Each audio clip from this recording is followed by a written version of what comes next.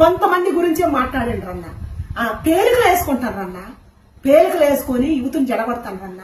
మరి సెలబ్రిటీలు వాళ్ళకి ప్రొటెక్షన్ ఉంది, వాళ్ళు వేసుకుంటారు, వాళ్ళ అందాలు వాళ్ళ హక్కులని మీరు కూడా చెబుతారు.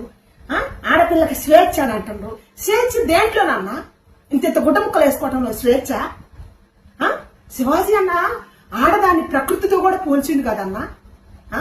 ఆడ లేకపోతే సృష్టి లేదని చెప్పిండు కదా. అయిన పడతలేదా?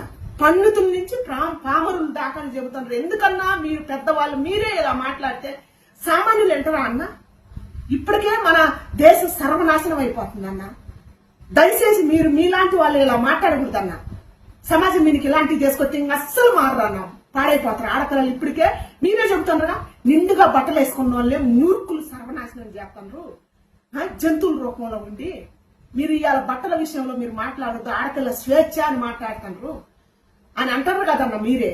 మరి నిండుగా బట్టలు వేసుకున్న ఆడపిల్లనే ఆయన నాశనం చేస్తున్నారు. ఇప్పుడు వేసుకుంటారు సెలబ్రిటీలు, వాళ్ళు ప్రొటెక్షన్ అంటారు. వాళ్ళు కారులో వస్తారు, కారులో పోతారు. ఇప్పుడు వాళ్ళ బయట ఉన్న సామాన్యులు వేసుకుంటారు, వాళ్ళ జీవితాలు సర్వనాశనం అయిపోతున్నాయి కదన్నా నాగబాబన్న. దాని గురించి ఎందుకు ఆలోచించలే? మిగతా 90 మంది ఆడవాళ్ళ గురించి ఎందుకు ఆలోచించలే? 10 మంది గురించే ఎందుకు ఆలోచిస్తున్నారు? శివాజీ అన్న ఏం తప్పు మాట్లాడిందన్నా?